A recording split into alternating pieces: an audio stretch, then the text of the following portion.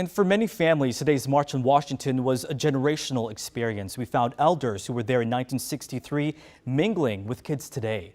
As Scott Broom shows us, there were people paying tribute to their parents' struggles for civil rights, vowing to carry on.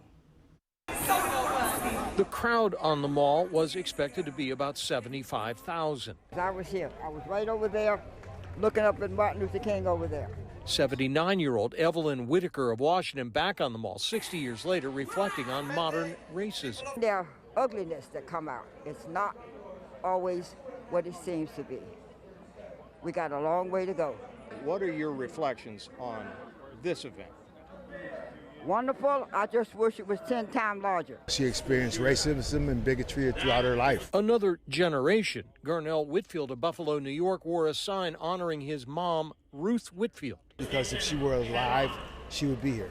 She was murdered on 5/14 in the Buffalo Tops Massacre.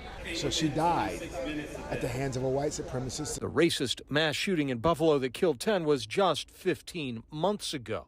Mrs. Whitfield was the oldest victim. Some of those gains were made are being eroded now, are being taken from us. And so we have to continue this march. 60 years later, here we are. More generations mingled under a tent. The family of LaTanya Thomas from Jacksonville, Florida. Why is it important to be seen as a family, generations from the 60s to now? Because I think it's important that your children see what work is being done. Thomas's 12-year-old son, Tyler Gibson, attends school in Florida, experiencing the heated controversy over teaching in that state that slavery had some benefits. The teachers and the work I've learned has been lied to me. Marchers moved late in the day from the mall to the Martin Luther King Memorial. You know, walking through this crowd, it occurred to me, I've got my own generational story to tell. My dad, in 1963, was a reporter for a chain of Midwestern newspapers, and he was assigned to report on events surrounding the original March on Washington. And here I am 60 years later doing much the same thing. His name was Bill Broom. He died in 2003, so unfortunately, I can't interview him about what he remembers.